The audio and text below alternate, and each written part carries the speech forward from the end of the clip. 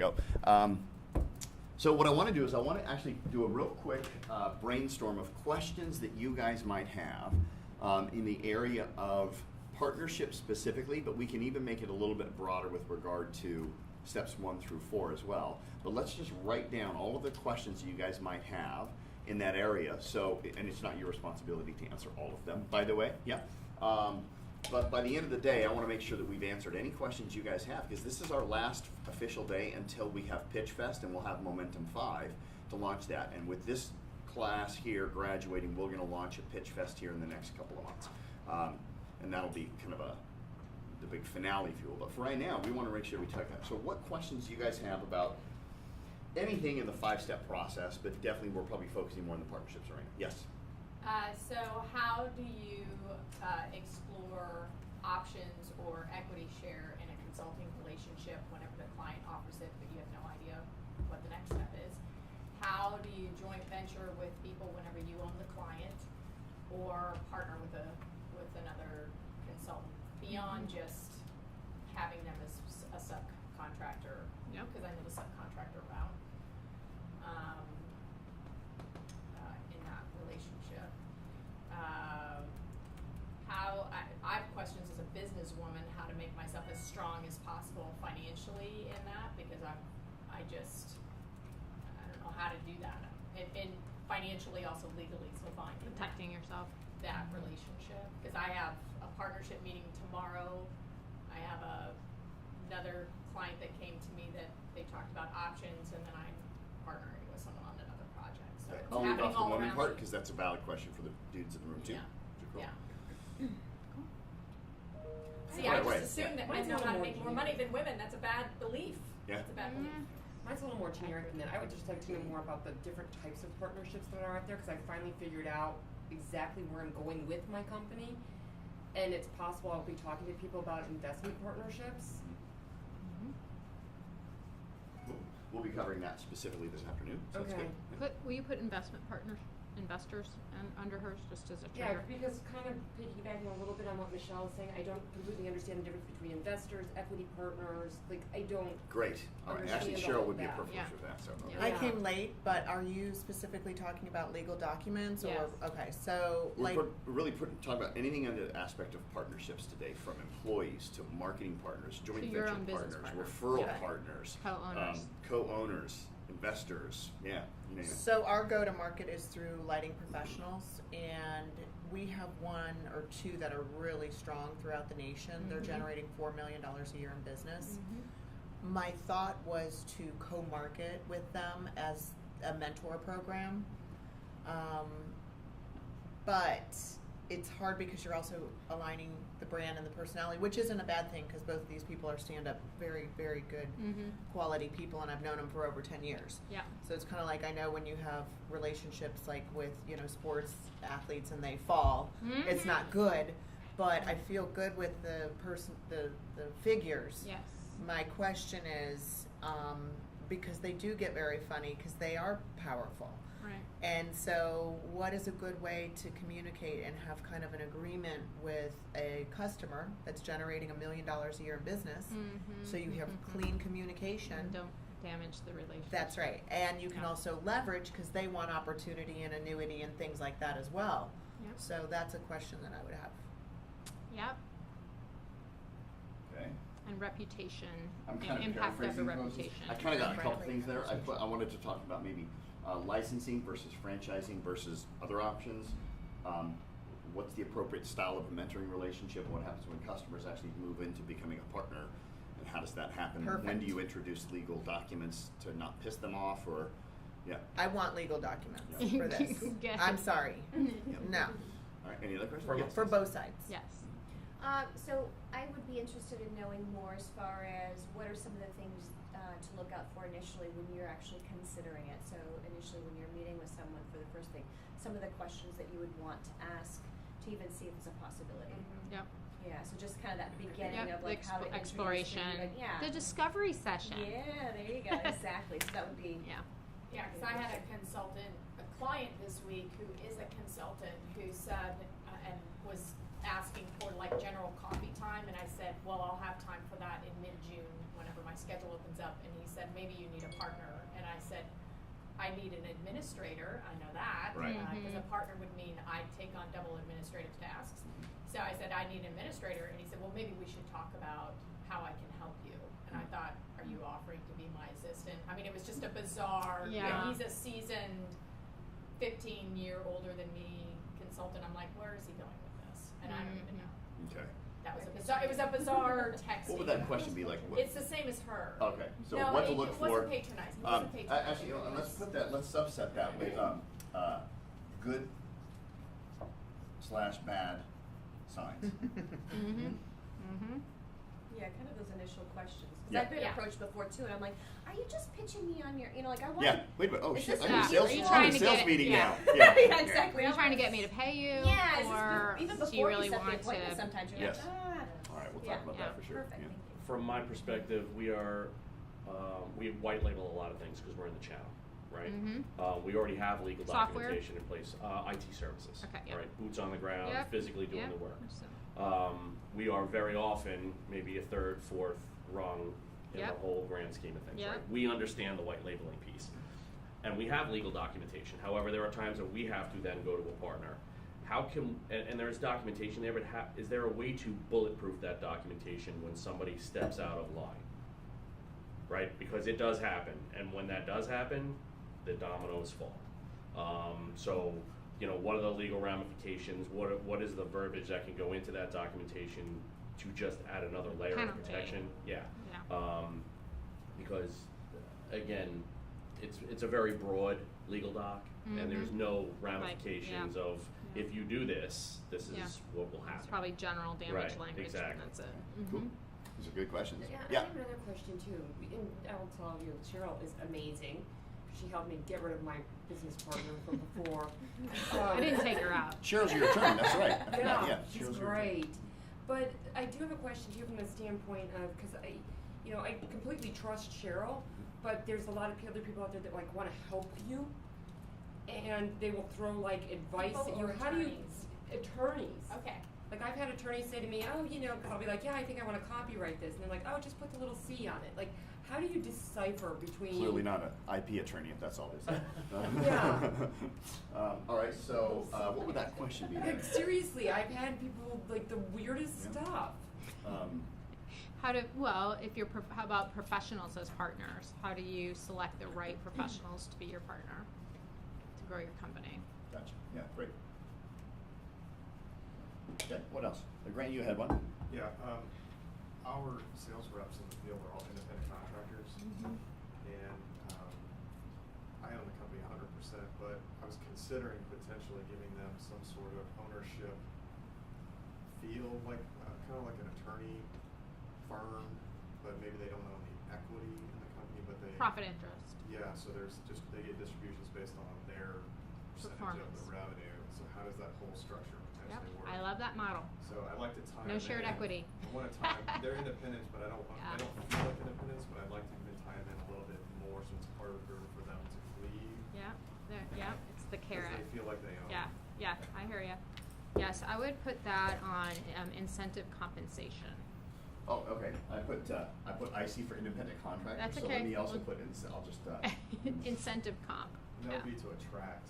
Yes, other- and that's what you can incentive always comp pay them is. It's more. to attract talent, retain Right. talent, keep talent from Yeah. breaching Yeah. restrictive covenants. You Yeah. could always pay them more, but we just can't pay them anymore. Right, Yeah. which is why you want the revenue More than- share. yeah. Charles, what we're doing right now is just kind of doing a brainstorming of like what questions do you guys need answered by the end of the day to make sure that you've maximized everything you can from the KPI. But we are definitely focusing really on the partnership aspect. And partnerships get everything from employment to independent contractors to marketing partners to shared office space, which you have in your business model, and what happens when the owner of that person, he's the owner of a pharmacy inside Duckweed. Oh, And he's got a okay. brand new landlord, didn't even know he was gonna get one. She literally sold the thing overnight. Ah. So, those kind of questions, so we're just Makes brainstorming. Anything else? Just to piggyback off of that white labeling piece as well, we also do it globally. So the question would then be, what is legal here and what the ramifications would be here, do those carry over from a global perspective, mostly in the EU, let's say? And how to add that to documentation, or does it need to be separate documentation altogether? I'll just put down international laws in general. That's a good question. This may be a more specific question that I would need to consult, because it has to do with the end product that my company that's okay. produces, and there's a lot of practitioners in the field of graphic recording that license the work over time. I've never wanted to deal with that hassle, so instead I charge higher fees up front. So they can own it. Yeah, so that they just own it, and then I let them have it. But I don't know if that's so partnering under product partnering is really what I'm looking at from that perspective. Probably partly covered by the licensing kind of conversation. I'll put that as licensing versus ownership IP with partnership. Just general IP. Protecting your stuff. Yeah, What's that? just general IP. Protecting your intellectual property. Yeah. It's important in the scheme of partnerships, because who owns it? If you're collaboratively creating things, at the end of the day, who owns it? Just We'll some also general look at guidelines, partnership Cheryl, on as how well. we protect it. Yeah, okay. Anything else? I'm really surprised that with the Me Too movement, as big as it is right now, nobody wanted to put anything up here or ask anything about sexual harassment prevention, policies, procedures. Should we maybe put something like that up there? I would think that would be something fairly timely, because the rules have Okay, absolutely well, changed. I'll tell you that the conversation has a tendency to go towards sexual harassment, and it's not just sexual harassment, it's about unconscious bias. So that's probably why, because it's a really touchy topic, and it's not just male unconscious bias, it's also female unconscious bias, and how that is affecting overall business decisions, money decisions, contract decisions, everything. I've got a client who is looking at partnering strategically or more with a male owner of a company. So she owns her company, he owns his company. But when she told me that he was having marital problems and that his wife was very cold to her when they were at a conference, I'm like, that's a potential nightmare, because she's a beautiful woman and she's very happily married, she would never cross any lines, but that wife, if she's already vulnerable in her marriage, that's like a grenade. Like that's just, so there's a whole other issues of being in business with the spouses and the girlfriends and the boyfriends of your potential partner if you guys are, Don's company's a great example. When you started with us, when Rob started with us with 10 employees, now you've got God knows how many, 70s plus or something like that. Yeah, and that's globally. And what's funny too with the. Oh, you and Rob's were the same company. Yeah. So on the Me Too side, I was doing the employee manual, and I was trying to make it edgy and cultural and everything else. Yeah. I ended up having to write 2 separate pieces because I did an edgy employment doc, and I'm a member of SHRM, right? We sat down with employment attorneys and everything else doing my final editing, and they were like, "This all needs to go." You know what? So now I have what part of it were they? Well, I did a lot of, like I said, I was trying to make it almost software-y, if you will. Very edgy. When they had 10 employees, they got away with a lot more than they can now. Because so I'd like to know, like, how do you know when that number is, like, it starts to? Because we even have that in our office, right? I mean, there's not a day goes by that Jody probably doesn't, by definition of what all this stuff has happened now, make some sexually inappropriate comment with that's what she said, that's what he said. I mean, she lives for lines like that. And we don't care. I mean, we tell our employees. But you're right, and even talking about Yeah. those things, even if it's not directed to anybody, just the conversation can be considered being in a harassing. What happens at least three to 4 times a week, we're insulting Anna for her German heritage. I mean, like that's our culture, right? You guys have that now. We have a very similar, and we can't do that. And unfortunately, and it's very odd, and we have a mixed office now. I mean, culturally, male, female. I mean, it's all over the place. When I started there, physically in the office, there were 6 people. Yeah. There's 35 now. Yeah. Okay. We've outgrown that building. Yeah. But it's now when people are joking or someone says something inappropriate. Yeah. Okay, nobody gets it. It's not an instant mad thing, because they'll come to me if it is. Yeah. But instantly someone will go, "Me too," Yeah. You know what I mean? I mean, it's a tagline now. Yeah. You know what I mean? But- But it's jokey, but it's like Yeah. it's someone's way of saying, you probably shouldn't have said that in a lighthearted fashion. And trust me, we have put things in place where there is a silent way of reporting, the way it's supposed to be done from an HR perspective. Yeah. But human nature, literally at this point, is people are still saying things, and it's such a fine line. Sure, on the old what- school what- people don't want the culture to change. Right. The new people don't understand why that culture is even here. Well, in and the now first place. it's not just that. It's the part of no one really knows what is and what is not. Yeah. You know, something that should be on that Me Too side, right? Because everything now is absolutely. It used to be cut and dry. You don't say this about a woman. You don't say this about a man. You don't say this about somebody of another ethnicity or what have you, Especially office, right? they get all But in now there. it's at every person's discretion of what they perceive you just said. Yeah. You know, and instantly it could be a problem. Yeah. You know, I mean, someone could go, "Hey, that's a really nice dress." We started having that conversation now because we're a restaurant, right? Yeah. I don't know if you guys know anything about restaurants. They're like vile pits of You mean, like. Language. Restaurants, the new theme of There you go. Just in general though, That's the an actual industry, category that's even like a not nice used. restaurant that you went Yeah. to that wasn't like a sexually themed, like Right. objectifying Yeah. business, even like a nice Yeah, place. you're right. Seasons 52, you go into the kitchen, Oh, it's horrible. Yeah. and the things that are happening back there would appall you. By the way, it's really not sold to the. It's real for you, but it's going on. It is. No, I know, but so for us, it's kind of like, all right, this is what it's known for, right? Yeah. And so we're like trying to have this conversation now because we are ambitious. So we that's do want gonna be a hot topic as franchising well. and stuff. And Yeah. I do want Anything to else? stress though, sexual harassment and unconscious bias are two different things. Yes. Both can prevent promotion and equality and the ability for us to advance and progress together. Yep. They are different. They're very different. Including my comment about, well, will men make money easier than women? That's an unconscious bias. Well, conscious, because I said it. Conscious bias that I have. But it goes into almost every single conversation that I Yeah. have. Yeah. No question. All right. Anything else? Any other questions? These are all good. Can I propose that we start with everybody doing their 30-second pitch? Yes, I would love to have them do their That's pitches. partly because I 30 want. second or 2 minute, because we have. What do you think? Just do the Let me 30 tell you seconds. the goal of this Yeah. though, because I will be able to. I'm going to do a presentation, but I'm going to keep my presentation shorter because I can tell there are like a ton of meaty questions here. And don't that- feel like you have to get to all these. No, but I'm more interested in addressing the specific issues that are on top of minds, and so I'm going to do the presentation, but I want to have lots of Q&A time for you guys. But it's much easier for me to tailor how I respond and give better examples if I have a better sense of what you do.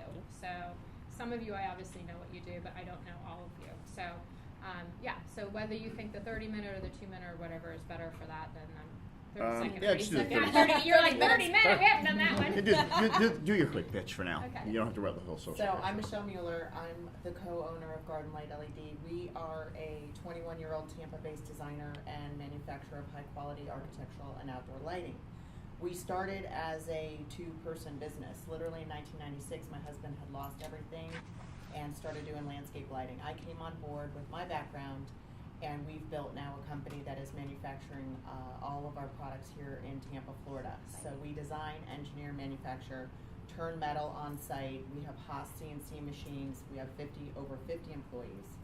So we offer sustainable jobs in engineering, marketing, also in production and assembly. So it's really exciting for me because I have both sides, internal, and then on the flip side of that, our go-to market was through lighting professionals who wanted to become entrepreneurs. So some of them were teachers, babysitters, husbands, literally just anybody that Rachel and I could talk to and had ambition.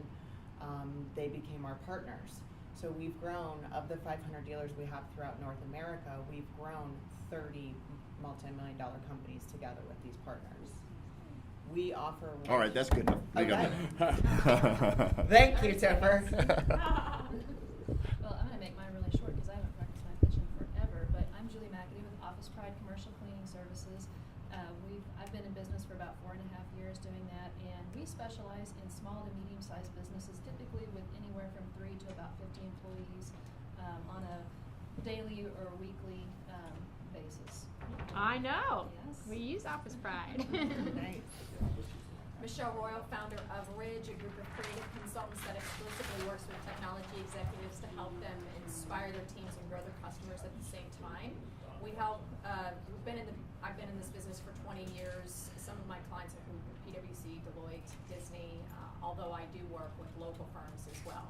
And some of the challenges we solve are really focused around decision-making ruts and talent diaspora, so talent leaving, and also silent not my job thinking, so some intellectual property in that talent development. And we use corporate artists to help clarify visions and cast a really meaningful story that gets everyone excited and aligned, and then also gets using tools, design thinking, and innovation processes to get them to drive new value into the market for customers. It's art too, which is super fun. You can Yeah. take it back to the office and hang on it. Yes. And it's a conversation piece. Love It's a very fun. It yeah, is. It's a very the Yeah. entry level is very fun, and then the whole process is really engaging. Very Good cool. morning, Louis Ortega. Sorry for being late this morning. I'm the president of L. Ortega & Associates. We're a professional IT services company. We specialize in large computer deployment, IT staffing, and cloud services. We've been in business for 11 years. We got 3 offices throughout the state, and I started this company out of the garage of my house, and my first secretary being my dog. Sounds familiar. Hey, I'm Grant Smalling. I'm the president of Lending Associates, and we specialize in recreational financing for yachts, aircraft, and luxury RVs, with offices headquartered in St. Pete. We also have Seattle, San Diego, and Miami. We've done about $500 million in lending over the last 8 years. So lending to individuals who are buying those types Correct. of. Okay. Very cool. I'm Patty Soltis, owner of Style Edge. We're an image consulting company that specializes with alpha professional business leaders to match their brand message with a credible and powerful message in their attire. I've recently been moving in another direction with everything though, and figured out how to break out of the individual consulting business because there's no way to scale it, there's no way to grow it, like it's too hard. So what I'm actually moving into, and this is why I'm so interested in intellectual property, is I'm figuring out how to put together training videos for companies on professional attire. And I have several different subjects that I can do it on, a few different markets that I can hit, and things like that. And ways to align it with the company brand Yeah. experience. Yeah, that's great. I'm Stacy Soley, and I'm the founder of Healthy Weight Naturally. And I work with busy professionals to help them lose weight and regain their health. And I specialize in doing that through helping them to release emotional pounds, to increase their energy, and to decrease their stress. And I do that without dieting. I also do one-on-one coaching over the phone primarily, and then I'm also working on expanding my brand as well. Similar to what Patty was talking about, through expanding through training videos for other health coaches as well. I am Don Billy. I am the VP of Global Operations for Source One Solutions. Source One is a global provider of IT support services on site. Currently, right now, we have offices in Clearwater as well as Reading in the UK, and are supporting resources in 96 plus countries right now with 80 depot locations where we physically house gear.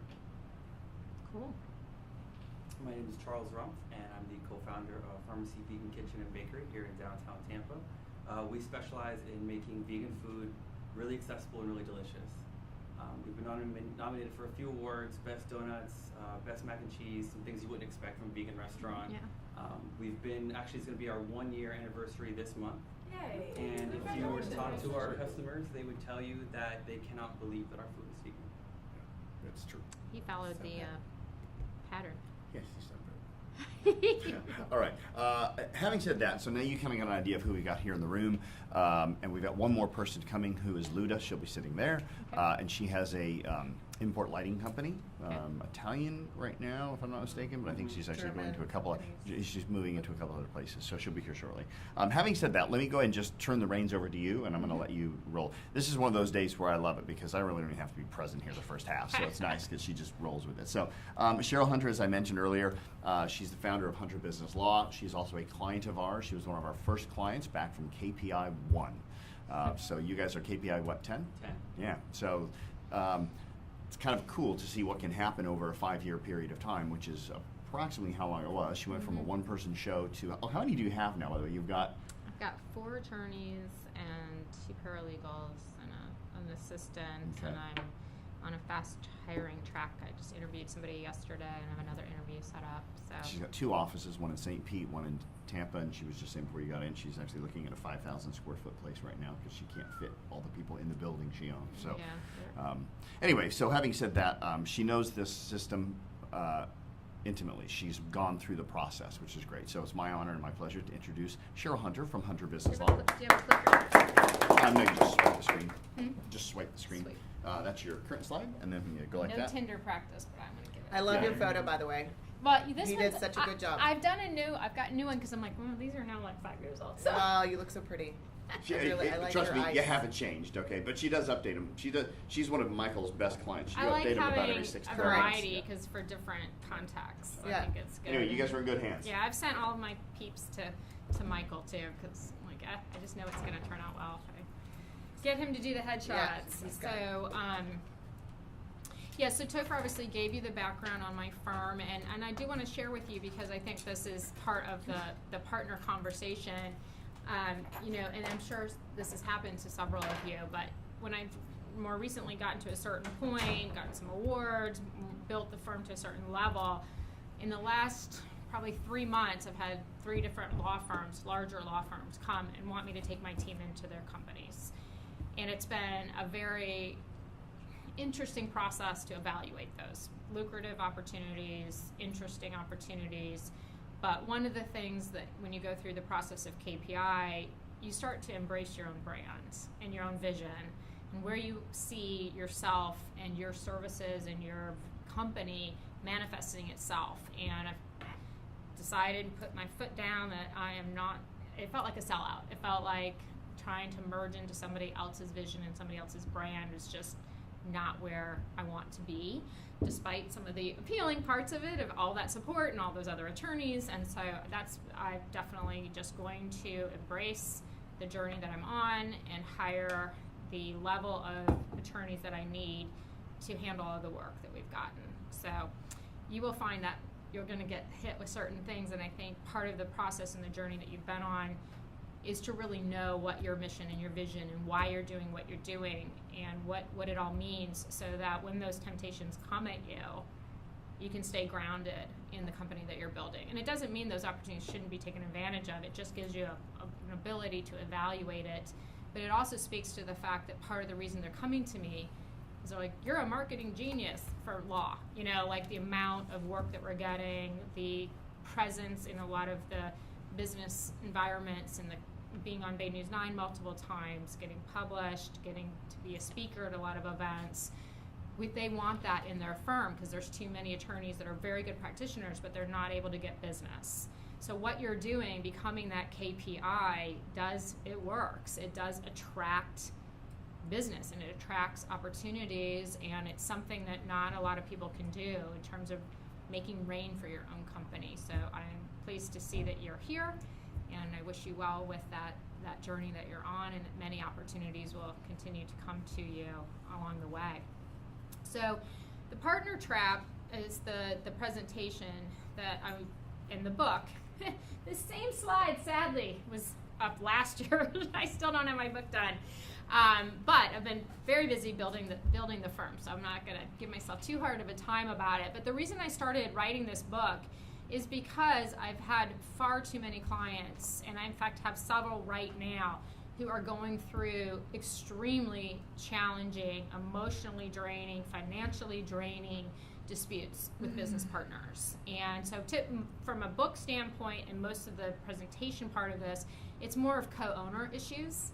So it's less about all those other opportunities to partner, but part of the reason I favor those other opportunities, joint venture agreements, contractual arrangements, profit or interest, contract arrangements, as opposed to shared equity, is because of seeing the fallout from my brother and his business partner, which just got so ugly, to current clients that I've had, and clients that are sitting right here, who unfortunately the dream of this is going to be awesome, we're going to build a company together, did not go as planned. So I'm going to talk to you about some of how those things can happen, how to avoid those things, and really the contractual arrangements that can help you to at least navigate your way through those dynamics when they do happen. And they're almost inevitable in some way, shape, or form. It may not be with a co-owner, but it could very well be with an investor or with a very high value employee who is also a partner in the success of your company. Can I also ask, because Don Billy's, his business model is, one of the things that they really talk about is how fast they've been able to expand because of partnerships, and that's one of their value props. So I've never looked at your website. I don't even know if it's advertised, but I have always partnered with other consultants or worked with other consultants because I provide such a unique, Absolutely. my company You're provides very such unique. a unique, Yeah. like Disney is a partner, we are a partner of Disney. So Yep. that is one of our, they consider us Yep. one of their vendor partners. We've been through a very extensive process. But so here's the difference. Do you If advertise it? Disney went away, your business is still intact. Yes, yeah, That's the difference. yeah. So when you structure these, how integrated is that partner? How dependent are you on that partner? How divisive, if it got divisive, could that partner make your life? Could it ruin your business? So that's when you think about structuring them, staying centered and whole. It's not unlike a personal relationship where it should be an enhancement of your life. It should be an enjoyable part of your life to be in a personal relationship with someone, and not where you're so dependent on them financially, emotionally, that you can't stand on your own 2 feet if that relationship went south. So if you think about it that way, that sometimes can help. Like, am I really way too dependent on this person? So we'll talk about some of those dynamics that make people vulnerable and how they got to the place that they're in, so that you can hopefully avoid. Yeah, Well, I was our thinking- partnerships though are more they're more business to business partnerships from the perspective of Channel we've for partnered with an everything. organization to complete a task. Yeah, so I was thinking from a strength-based standpoint Right. and then a marketing standpoint, which is because it's such a strength of theirs that they've been able to go global, 120 countries, Right. whatever it is. Right. It's such huge growth. I was thinking more of the positive, like, do I advertise There's that? a 'Cause I lot don't of advertise positives. it. Do There's you a lot talk of about it? positives Do of you market it? partnerships. And then structuring it is the thing I know you're going to address, but Yeah. I was just. So just one thing that's popping out in my head for you, just because you have people's intellectual property, I went through a really awful time with a software development company for custom software just because I had no experience.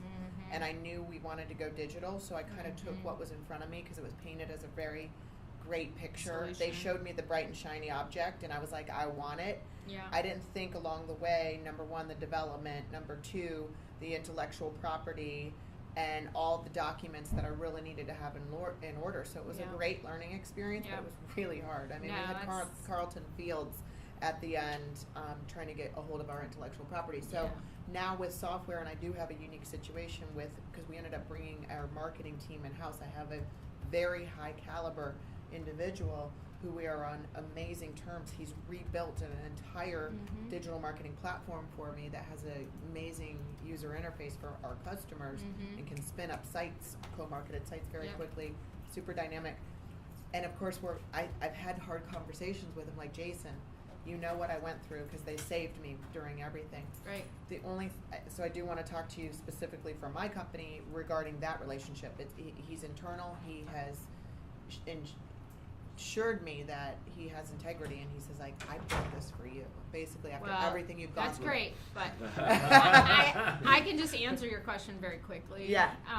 Because it should apply to anybody, and we deal with this a lot when we get into M&A transactions. So a client who wants to sell their business, and the buyer or an investor who's doing due diligence. So we work for a number of investors in early stage companies. Like, who owns the IP? And you say, well, we own the IP. Okay, what do you have to show that you own what was created for you? So it could be a contract that clearly says work for hire. And that work for hire language is so critical, especially for it to say, if we cannot get you to sign what you need to sign, you give us power attorney to sign for you, to assign this intellectual property. But we oftentimes during M&A transactions will have to get someone like the gentleman that you're talking about, Jason, to sign a formal document that says assignment of all intellectual property rights. I would like So to do it's that. clearly So documented. that's something I absolutely Yeah. would love. And then the other part that I was just going to say, and I said, you know, you got your fatal mistakes that entrepreneurs make. I am kind of making it again, but again, I trust him, but it doesn't matter. And plus, Doesn't this matter. thing's so robust that who's going to run it if he's not with me? So that's going to Yeah. really You suck. know, you're vulnerable. Very. You're super vulnerable. So the only question that I would have, and one of the things that I want to know for me too, is how do I run in concert with the technology through is somebody else in my office, somebody else internally. So for your customers, because it is intellectual property and is an added value and a sales pitch, I guess, that they have all passwords, all protection, that they are abreast of everything and every step in terms of what they need to know and control. Right, from our customer perspective, when we have somebody on site, because we are supplying the resource to physically perform the task, Mhm. the project is owned by the customer. The technology is owned by the customer, the software is owned by the customer, whatever software highly development. customized. Exactly, we're implementing a solution that they may have even created. So that's already in, and we do a lot of government work, and if you've ever seen a government contract, I mean, they pay people by the word to write these things. Yeah. They're 10 very pages? Oh, no. 10. 100? 50. 10 is the index. 50 plus So, multiple right, exhibits. exactly. Yeah. So Yeah. there is a lot of verbiage in there about, you know, the intellectual property is theirs, right? Yeah. And we're in here to perform a task. This is what we do. When we leave, we're done. We can't take anything. Yeah. We can't touch anything. We can't resell anything. My question about partnerships was more towards the white label piece in the channel, because let's take us for example. We do business with XYZ company who does business with ABC company who delivers something to, let's say, Disney, because that's what we got brought up, right? Yeah. Well, Disney is not really supposed to know that any of these other companies exist, right? Because their sell was Sure. to ABC company. Right. Right? They don't want all the ABC subs. company is the provider. Yeah. So all of a sudden, somebody down here, when this thing's supposed to be white labeled, sends an email from their own email address, and Disney goes, "Who the hell is this?" Mhm. Right? And all of a sudden, like I said, the dominoes start to fall. Mhm. That is where the protection comes on my side, and where the legal verbiage should be from a perspective of what is the liability at that point when you have caused this mess by stepping out of turn. Mm-hmm.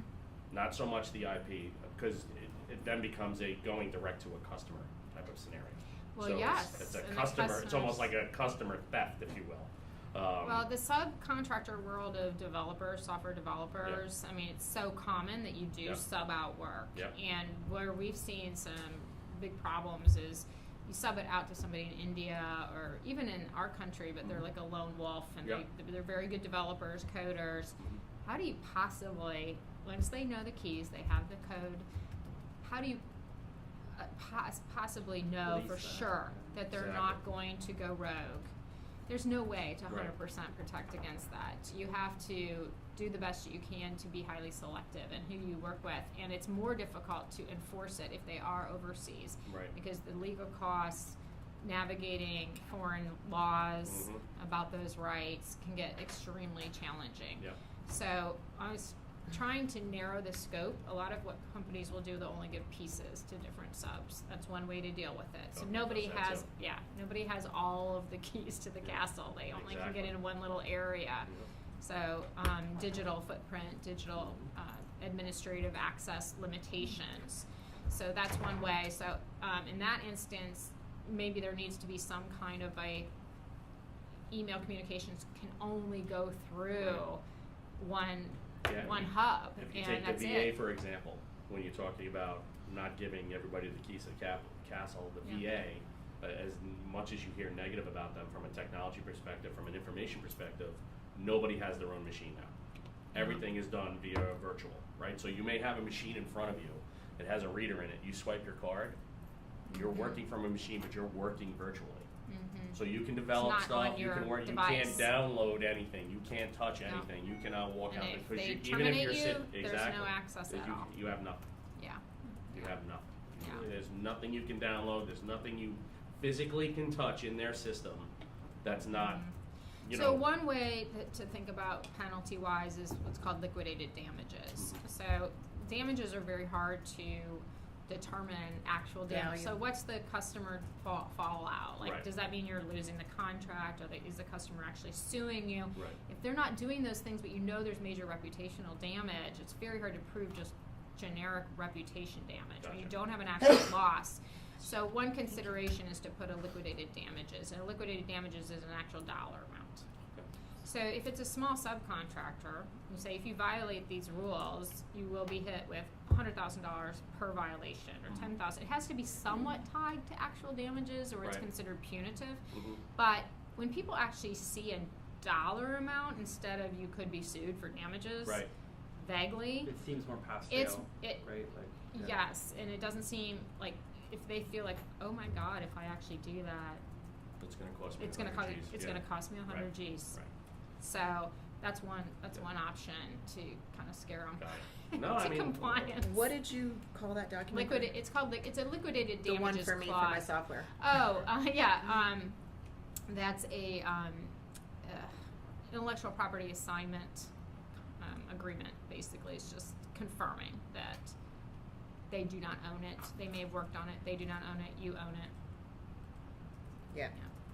And I don't have a problem doing that because I think good communication is really important, and I think people Well, actually what if he respect dies? you more. I mean, I always say, look, if you ever feel guilt about asking somebody to do, or you just feel uncomfortable, I say, look, you got to treat people when you do a contract with a company.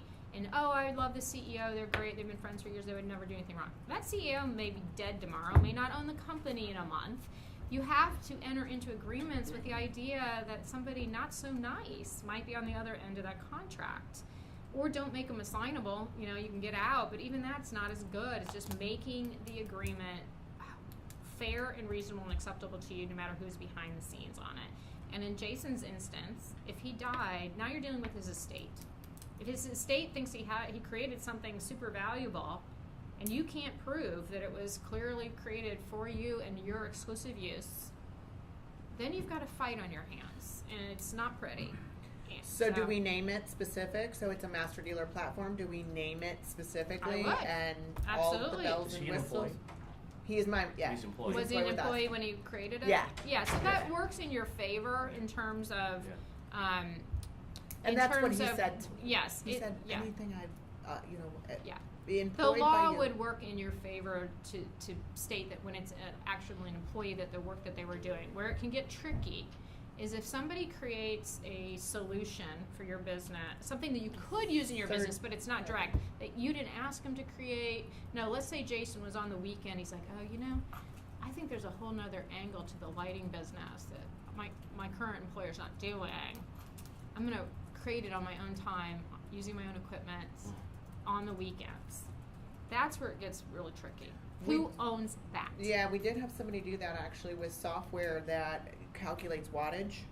Mm-hmm. It's always software. Why is it always Yeah, I know. Seriously. yeah, and Yeah. we never went after it. And Yeah.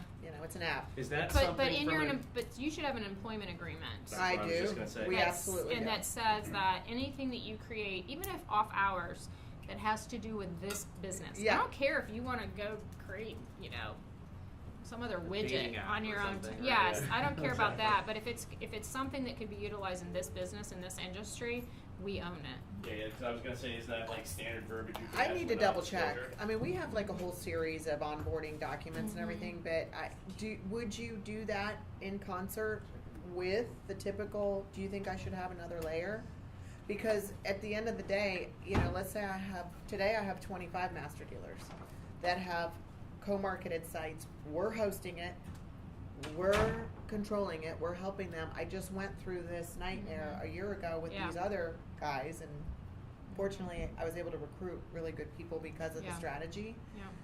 But would you, based on, and I have to look and see what my documentation looks like exactly, but would you still do an added measure in there? I for would. this? I mean, I think if it's for any of you, if you're hiring somebody to create something that has it's one thing if it's just day-to-day work that they're just doing, but if you have an employee or an independent contractor who is creating something instrumental to your business, And to our partners' Yes, business. and to your partner's business. Yes. There is no reason not to go ahead and have it clearly documented that this scope of work, this item, along with everything else you do for us, but that call out that high value item that you're specifically wanting to protect, and go ahead and get them to sign it. I mean, there's no downside, and it's so much easier if you ever go to sell your company or you have investors looking at investing in your business to be able to show this is like ironclad. This is clearly this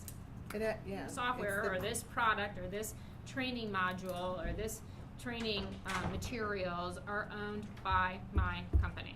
Yes. And here's the paperwork to show it. You don't have to then say, well, he was working for me, so I'm sure it's owned by me. Okay, well, what can I rely on to say that?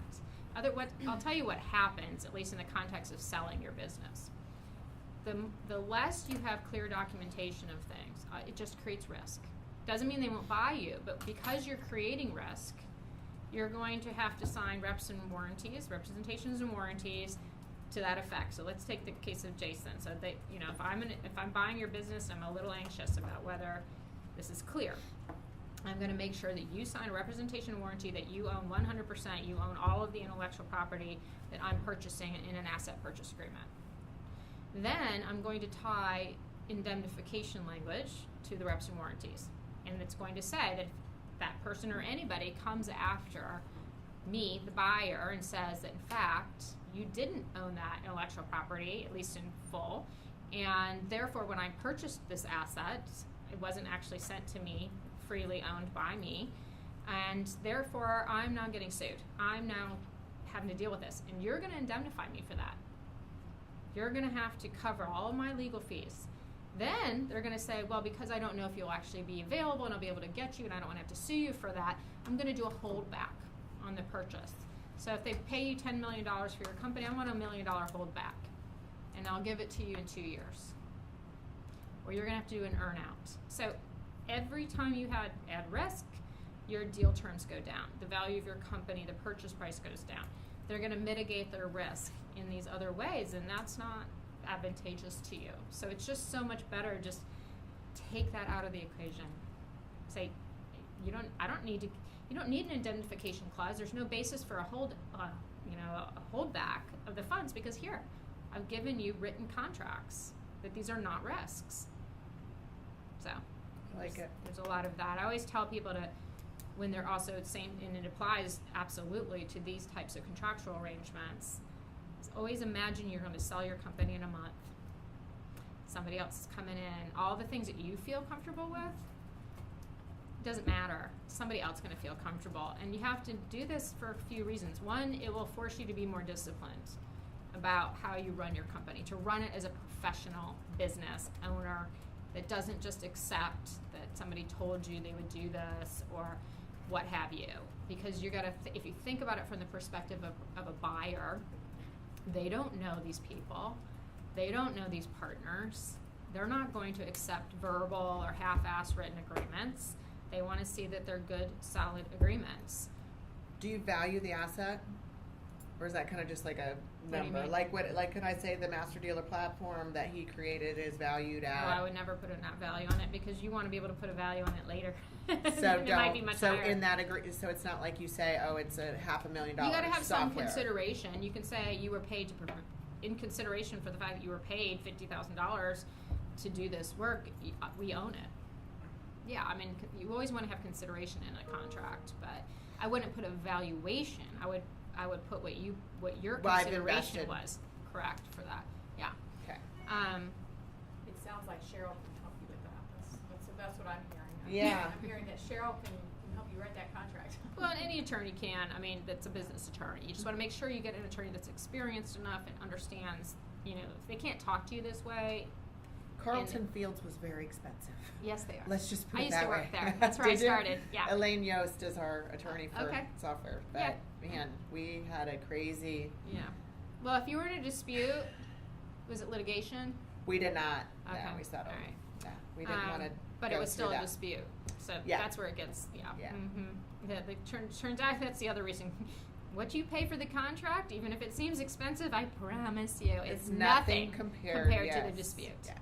Nothing compared to the Absolutely. dispute. So, going back to the presentation, just I would say that way too many people just go into a partner agreement so casually that they haven't thought through the issues like, oh, this will be fun, this will be exciting, or this person's going to bring so much to the table, let's just do it. And then they get started, and then they start to see signs, and then they're already in fairly deep, and then you've got to try to separate it. We recently met with a client who has a software business, very interesting in health tech, and he was telling me that he's going to have a 45%, this other gentleman's going to have 45%, and then there's an investor, kind of silent investor type, who's going to have 10%. I'm like, okay, well, tell me about these people. Like, how long you've been known these people? Because the 145% guy is really like a consultant type of person, you know, like been in the consulting industry. Like, well, what is it that this person's going to be doing? Because he's already created the technology, the system, the brand, the name. He's got the whole, you know, everything that he's been doing. I'm like, what? Oh, well, he's very known in the industry. He has a lot of contacts. It was this very loosey-goosey, I think he'll open doors for me type of thing. And I'm like, oh, God. I'm like, really? So let's talk. How long have you known him? 3 months. Okay. 45%? Like, is he putting money in? No. But I'm like, okay. So at the end of that meeting, he was like, yeah. And there was no paperwork signed. There was nothing done yet. Although he'd shown him everything, you know. Yeah, so he didn't, the next day, I was like, I think you're right. I think I'm going to go back to him and just say, I'd like you to be on my advisory board, and I'll give you a percentage of equity for that, which will be like 5%. And I'm like, now you are thinking. Dialing it back, though, when this guy's already got that 45% in his head, is going to be really tough. Really tough. So had he come to us first, I'm thinking about bringing this person in, I'm thinking about doing this, then it could have been presented in a letter of intent, kind of a term sheet, laying it out. Here's what I'm expecting from you. Here's what you should expect from me. This is the commitment. This is how it's going to vest. Even the advisory board stuff can vest. You can say you can get up to 6%, 2% per year for 3 years. So you're not just finding out 3-6 months into it, this person said they were going to do all these things, said they were going to open doors for me, and not a damn thing's happened, which I see a lot of that. So there are people, even if they had good intentions, if they are not producing results, why are you giving them a piece of your company? You shouldn't. So, going back to just having a partner, why do you want a partner?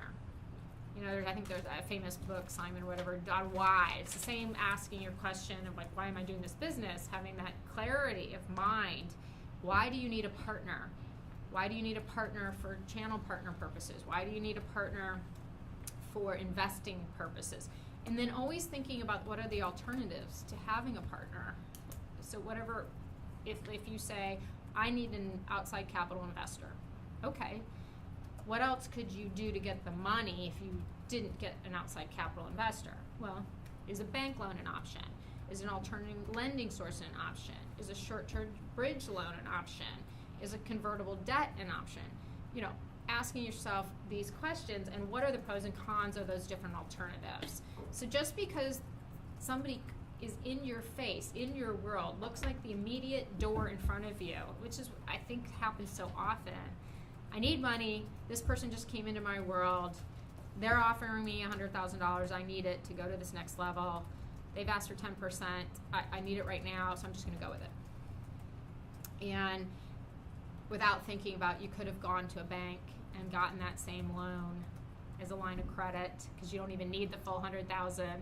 You may not need even more than $50,000. You're going to give away, you know, this much equity for that much money. Not exploring it gets you into trouble. So there's a discipline to that, because when you're moving 100 miles an hour, you have a lot of pressure, which every entrepreneur I know is under a tremendous amount of time pressure, decision-making pressure. But having that discipline of always saying, okay, this is the option in front of me. What are my alternative steps that I could be taking? Maybe I do need $100,000 from an investor, but is this the right investor? maybe I should at least explore other investors that have more of a strategic dynamic to them, because they would want my company to thrive because they're a customer or they're a vendor, and I will purchase more goods from them if they help me grow my company. Those are strategic. Those are people who are aligned with your success and aren't just looking for that 10% interest or whatever. So those are people who would open doors because they have a side reason, an enhanced reason to do business with you and to be part of your business. So always look at the alternatives. In terms of selecting the right partner, I would say the other thing is if you don't have a long history of knowledge with that person, or they don't come not only just, hey, I happen to know this person, I'm going to put you in touch with them, they might be a good partner for you. Well, your friend who's doing that may have great intentions and they may be right, but their relationship with that person may be very surface without much of any background.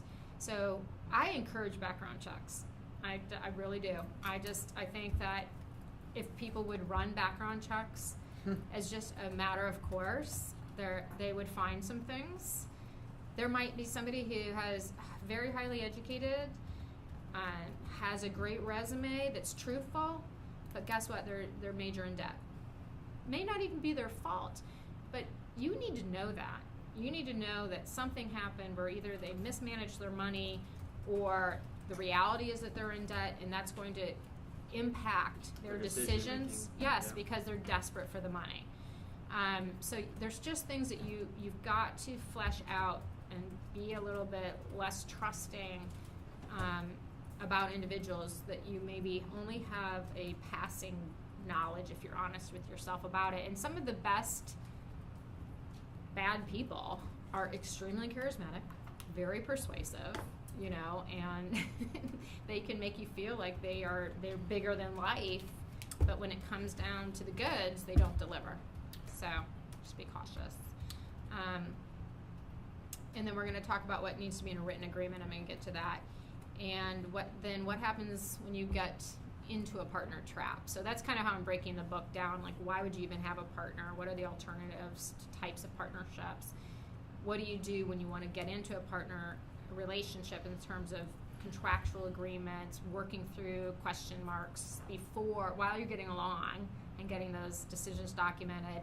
And then what if you do find yourself in a very bad situation with a partner of some kind? How do you get out of that gracefully at the least cost, which is tough. So in terms of why you would want to have a partner, there's certainly no one person who has all the skills and experience that you need to build a business. And anybody who's worn the hat of having to do everything themselves can attest to that. Rarely is the person who's great at finances great at marketing. Rarely is the person who can sell the operator. So there's certainly sound reasons to surround yourself with a great team and build your business. And you can't grow unless you do start to add people and do things.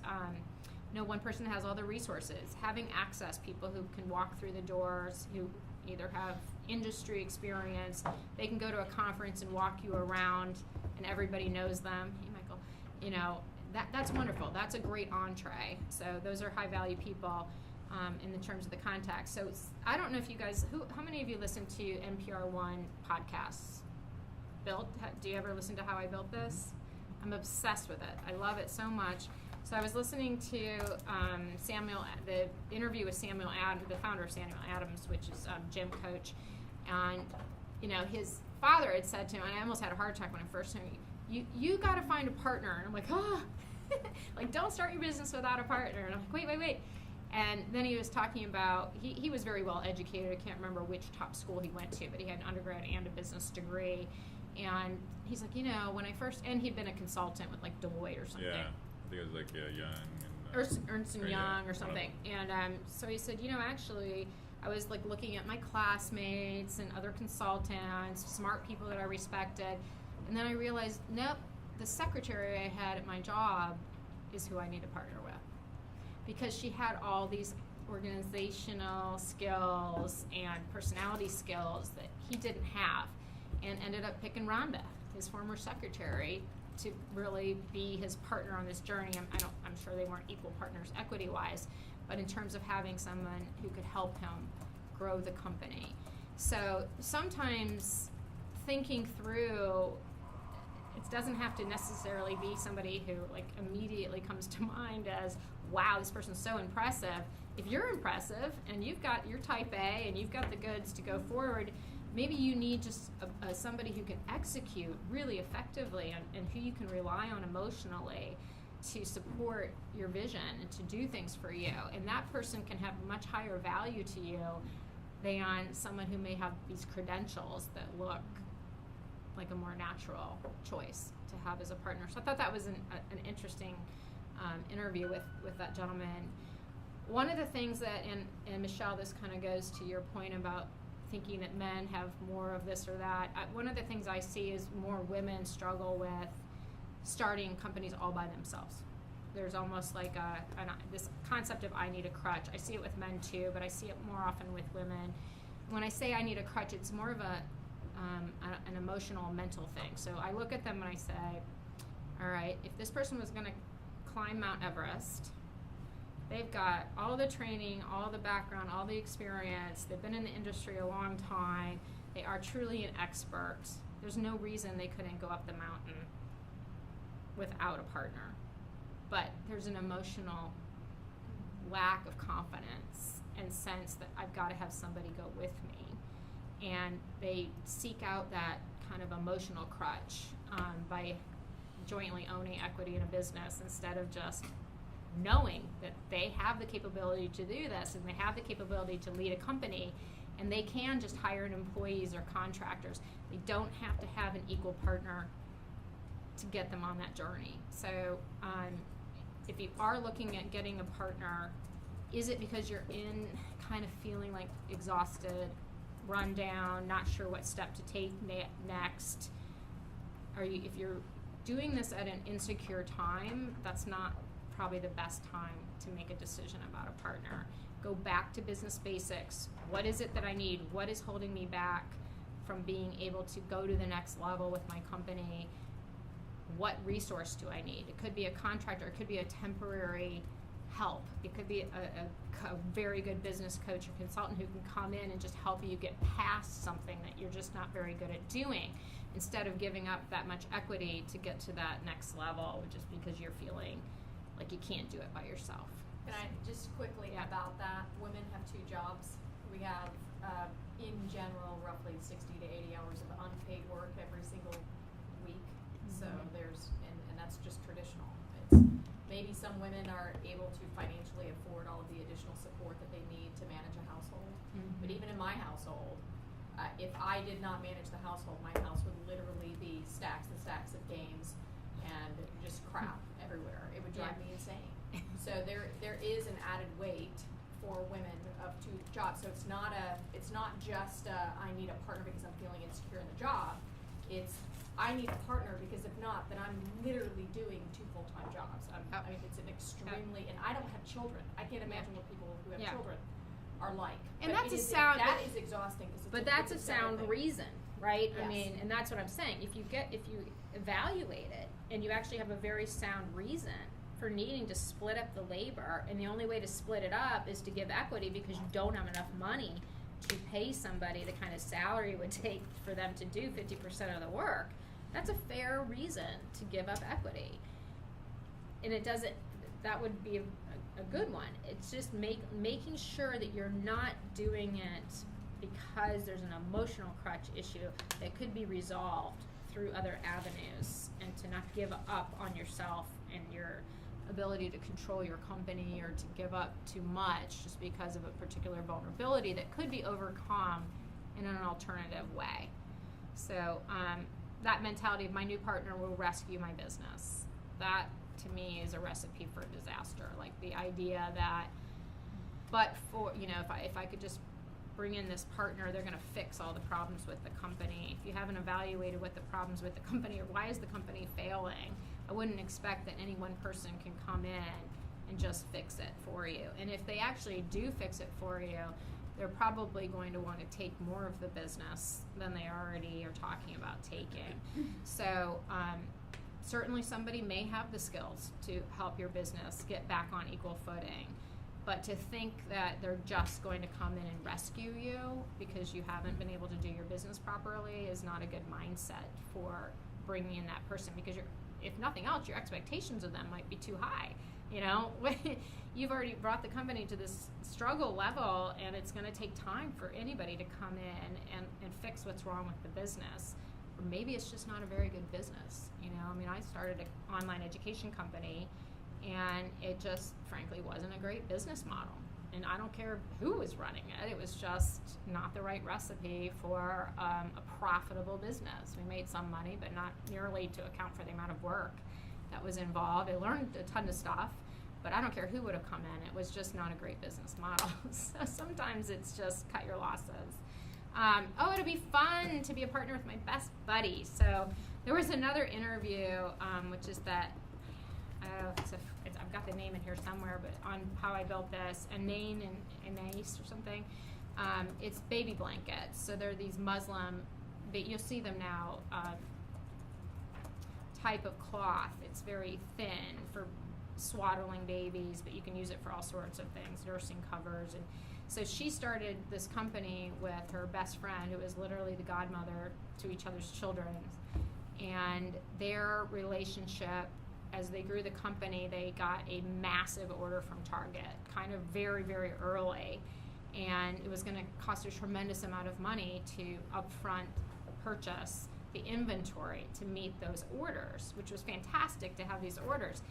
Her business partner was very wealthy, and she was not. Her husband didn't have the kind of money that her partner had. And so her partner had been more funding the money in the form of a loan, so she would have gotten it back.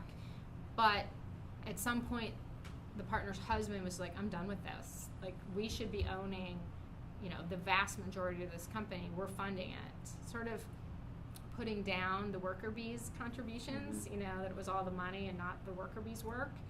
And ultimately, the ultimatum that was given to the woman who ended up running it by herself, who bought her partner out, this wealthier couple said, we either are going to take whatever percentage it was a very high percentage of the company, or you have to buy us out for this price within 30 days.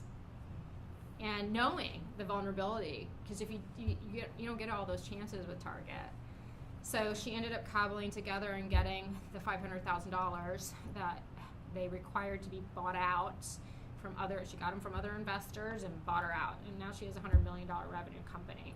So, but she said that the quote was that the business was the casualty. See if I can find it. It was kind of a sad, here it is.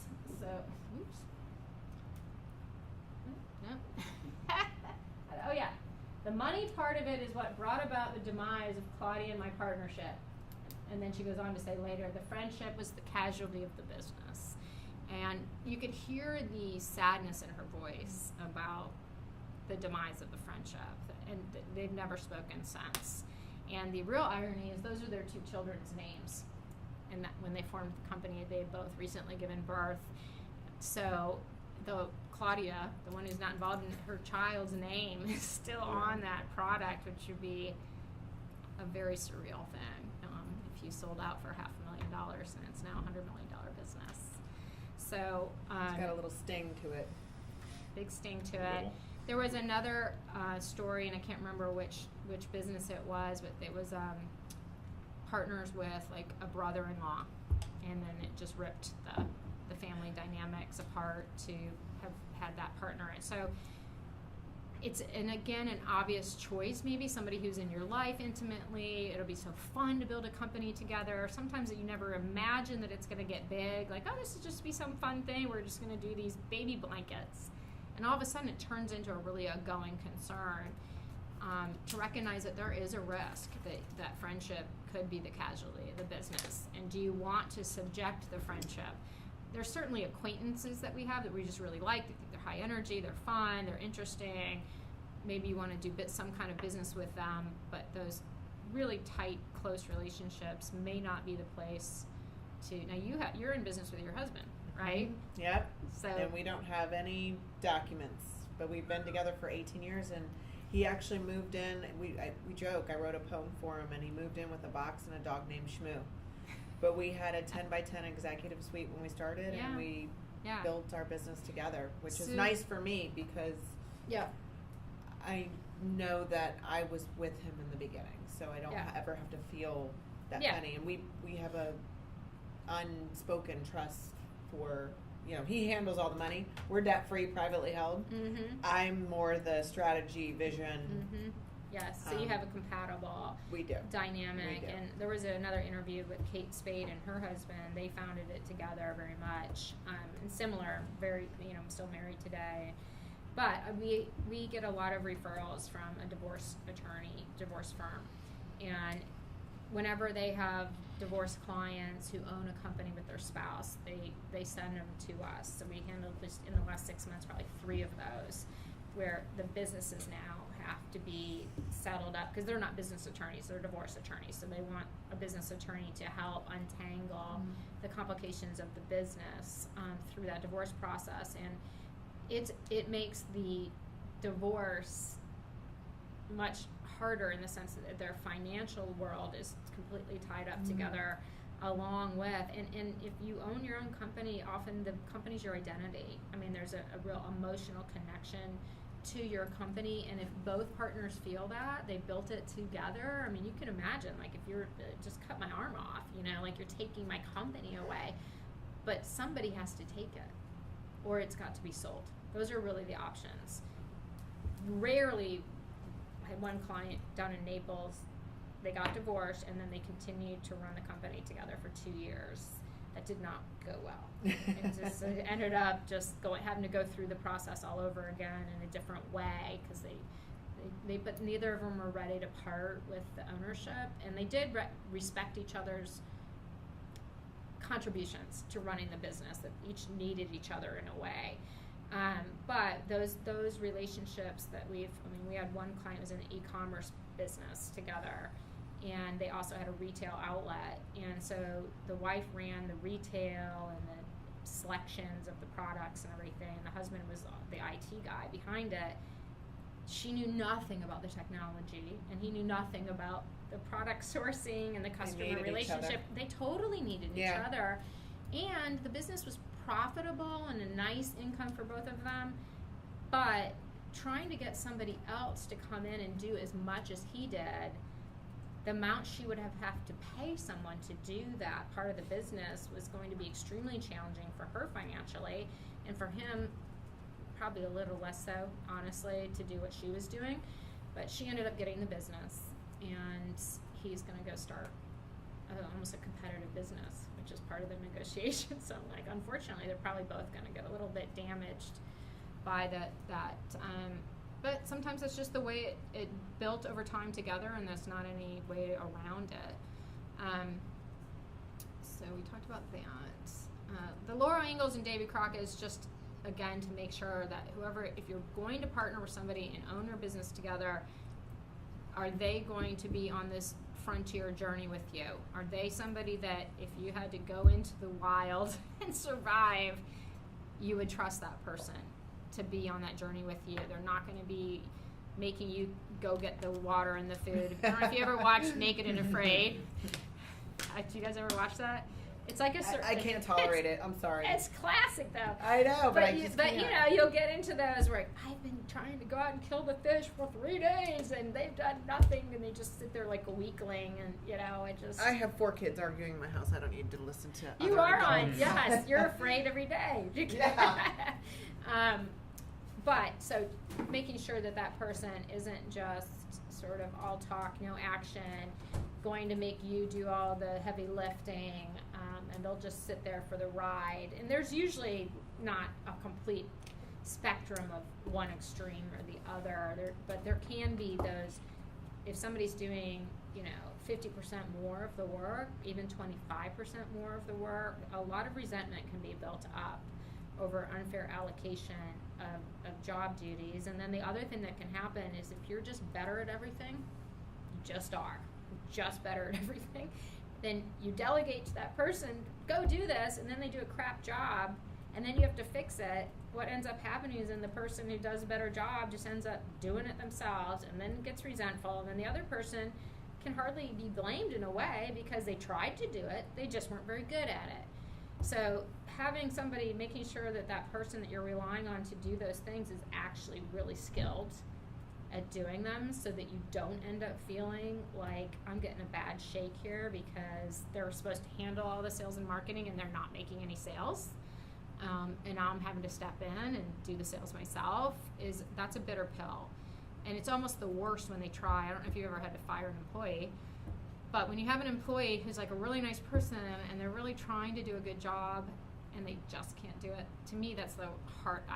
As a business owner who's had to fire some people, that's the worst. You almost wish they were just kind of shitty people, so you wouldn't feel bad, and you could say, I'm done with you, because you're awful. But that's not usually the case. So if you're going to have, I don't care whether they own part of your company or they're a strategic partner, vet their skill sets very much before you commit to that relationship, because otherwise it's going to be sticky, and sometimes it's not a clear breach. So if you enter into a contract to hire a vendor, a service provider, an independent contractor, there's sometimes a fine line between they did it, they delivered the deliverables that you engaged them to do, but they weren't what you had in mind. They weren't quite up to the level of your expectations where you would have valued the money that you're paying them for. That's very difficult, because is it a breach? Really? If it's a very finite deliverable, then it's easy, right? I'm buying a refrigerator and it's supposed to have these characteristics. That's easy. But a lot of the type of work that you guys are talking about having partners do, coders or designers, or somebody who's just coming up with a business plan for you, those are more tricky to assess whether they fulfilled their obligations, because they may just fall short of what your hope was for the end product, and then you don't have a termination. So make sure that they really actually can do the work in the way that you want them to do it and are highly skilled and diligent workers before you get onto that path. So this next one, I just want to ask you guys a few questions, and I think we should take a break, and we'll get into more specific questions that you have. But I was thinking about the continuum quiz, okay? So thinking about your own personality and how you interact with people from a partnering relationship. So which are you more likely to say? So I want to see by show of hands if you're willing. Let's make our best guess and go. I trust my gut. Or not until we know. I trust research. Good. Okay. So if you have a business partner, one who's I trust my gut, I see this commercial space, that is the commercial space, it's perfect for our business, let's go put an offer on it today. Then you have the other partner saying, I don't know, it's the first one we looked at, we need to keep looking, we got to list at least 10 places, we're going to lose this place because you won't make a decision and you won't move and you have to research everything, and remember we missed out on that last deal because you couldn't pull the trigger. And then they're like, yeah, but you're stupid to spend money because, you don't look for a better deal. Some of that can take you to the best outcome, because there's probably somewhere in the middle of those two extremes that are going to result in actually selecting the best commercial property. So this person may have been right that the rent was way too high on this space that they liked, or in fact that intersection that looks great is not good because of the way that the traffic turning doesn't work. Things that would take more discerning eye to actually filter out. But so I think it's good if you're like that, if the whole spectrum's here and you're like over here, that's a compatible place that can actually help each other. If you're way over here, those things are just going to be endless stalemate debates, and it will drive both parties crazy. So another one on that is, are you more likely to say... The slide behind you doesn't match what you're saying, by the way. Oh, well, that's the one I just went. Yeah. Just want to make sure. Yes. Okay, so this one. You have to spend money to make money. Or a dollar saved is a dollar earned. I'm the top one, and then my husband's the second one. So we actually do well together. Yes. Because you're like, no, we need to, Yeah. You might have spent more, but for him being a little bit more frugal, and it was probably fine somewhere in the middle. I think He's- it's situational. Yeah, I was Like, gonna say, it's we- case by case for me. Yeah, we have an issue What right you now will with spend our money pans. on, like your choice about what to spend money on is what. Yeah, he'll buy cheap pans at Walmart, and Yeah. I'm like, that's one thing I don't want to taste arsenic when I'm cooking food. Okay, Right. you're complaining about cancer, you want to eat well, yet you'll buy pans at Walmart. No. So yeah, just had that So conversation it's a little this morning. So your priorities can be impacted. Yes. Yeah. And But- it's not all Do the you guys time. want to take a break? Yeah, I'm just gonna finish this little quiz and then Okay, we're gonna take a cool. break. But you can see where that one is a huge issue. Because a lot of companies, it does take capital. It does, you've gotta spend some money in order to move the business forward. And if one partner is very willing to do that and the other one is very scared to invest in the business, then you're gonna have pretty significant disputes. So the next one is, asking, who can I delegate this to? Versus, I'll just do it myself. So that, I think, is probably the hardest for growth-oriented. Once you get past the earlier stage and you've been the leader and the founder, you're laughing because you're like, Well, I just made yeah. a business partnership. We just bought a business, and I just hammered out an email. I was trying to delegate. So. Good for you. So, Yeah. just So, calling and myself it's out. also, and I've definitely had challenges with this. You know, if you can do it at a certain level, and you review somebody else's work that you delegated it to, it might be fine, but it's not as good as what you know you could have gotten it to.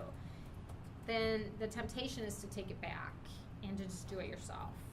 That is not a recipe for growth. So you have to really pick your battles about accepting a certain level of acceptability. I think there's that quote about perfection. Now, I have real struggle with that because I want everything done at a level of excellence, and I don't want to feel like I'm accepting less than excellence.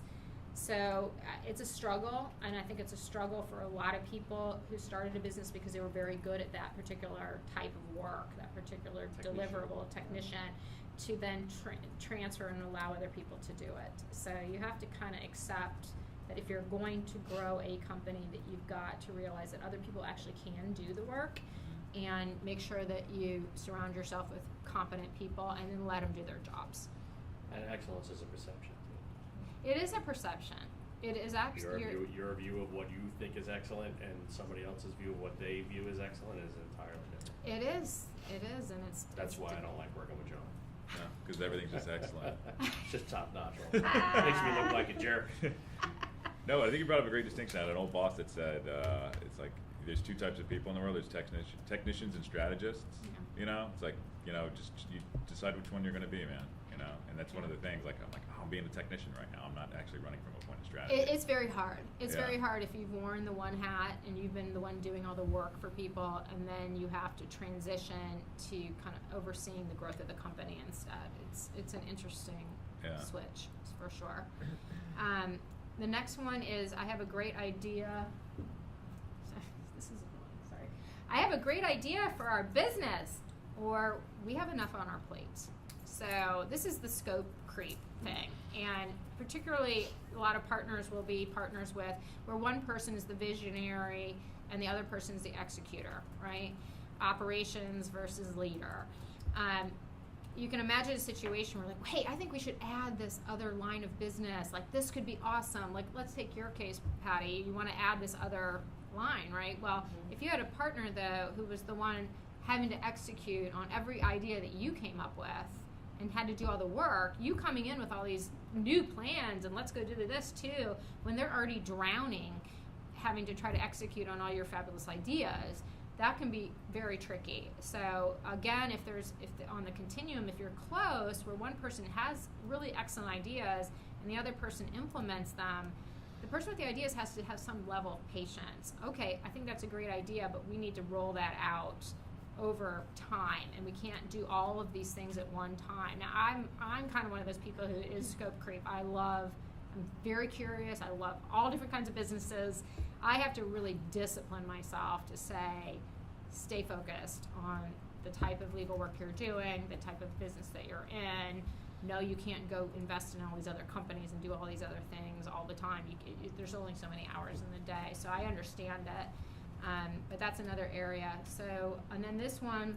Have you heard the thing with the animals? Not to cut you off, where it's What? like, are you like a lion? Are you a lamb? Are you? I haven't heard that one. And whatever it was, it's like I'm addicted to shiny things. Yes. So I mean, Yes. it's essentially what it is. Yeah, So, and so much of this is self-awareness. Like, if you're self-aware about how you are on this continuum, you can be more respectful of a partner in your business, and that partner often is an employee.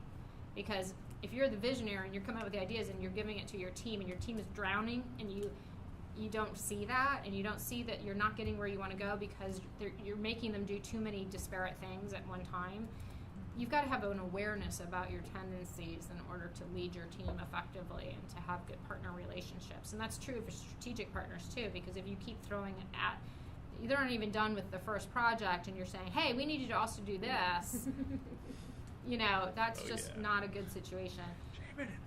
So the next thing, so the next one is I do business on a handshake, or I have written contracts with my clients, employees, and service providers.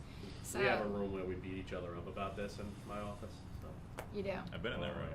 Yes, you have. Yeah. Yes, you have. So- I am the latter. I think you've used the word discipline quite a few times. Too bad we don't. Discipline cannot be taught. Discipline, unfortunately, is you either, I believe, I'm not naturally born with discipline. I have disciplined myself now that I'm in my 40s with 4 children, married 18 years, and responsible. Yeah. But I'm learning that discipline is critical. As much as I remember when we first got married, he's like, you gotta have rules. I was like, I hate rules. Yes. You can't, and I say this to my kids, like, you gotta have rules. We have to have rules or else I go crazy. Right. But I think discipline and business and working with talented people are opportunistic in a good way. I am too. I mean, if you're smart and you're talented, you're looking for opportunities and you want to grow. Yes. But I think discipline in itself is something in self-awareness, and people are talking about it more and more today. I think it's critical in business. And if you're working with somebody who is wanting to do new and shiny things all the time, to not rain on their parade, because that's not going to go over well, because they're going to want to know, they're going to want to follow that path. They're going to be excited about it. That's the and passion you're going to make piece. them feel shitty when you say to them, no, we can't do that. We can't even get this done. And then they're deflated. But if you say, that's an awesome idea. I love that. Can we put that on the agenda for when we're done with this project, or in 6 months? Can we put that's something we should explore? Yeah, You don't want to squelch creativity. No, you don't. You don't actually, because it's how you stay disruptive, how you stay competitive. It's really important, but it's got to be measured with what you can actually execute at any given time. So those are really areas where I've seen the fights kind of culminate from, are some of those personality differences of how you approach issues. And then if there's a lack of respect, I think I remember reading one time for divorce that counselors could really tell when a couple was going to get divorced if there was contempt in the room. Contempt is like complete lack of respect. Can't come back. Yeah, there was a study. You're right. Yeah, Yeah, they can't and come back from over contempt. 30 years. Everybody, it was like a 99%. Yeah. I And remember if that they study. saw contempt, and so when you have partners that get to the stage where there's really contempt, they just don't have any respect left. They feel they've been mistreated unfairly, had more share, dumped on them, whatever that sign in their face that they're just done with that partner, very hard to come back with that. Anything short of that, you can probably talk through why you're not getting along on these different points and how you can more effectively work together. But you get to that stage. So it's kind of recognizing these things, being respectful of each other, and not getting to that stage. And that's true of any partner relationship that you have. So, all right, so when we get back from the break, I don't know how long we want to take. I'll go over a couple other situational things. I particularly want to talk about the risk of a mandatory partner, I call them. And then I'll go into questions and answers with you guys. Mandatory. Thank you. Yeah, thank you. Mandatory partners. Yeah, sorry I'm late. No, that's okay. That cheap breakfast over in Pasco County, couldn't miss it.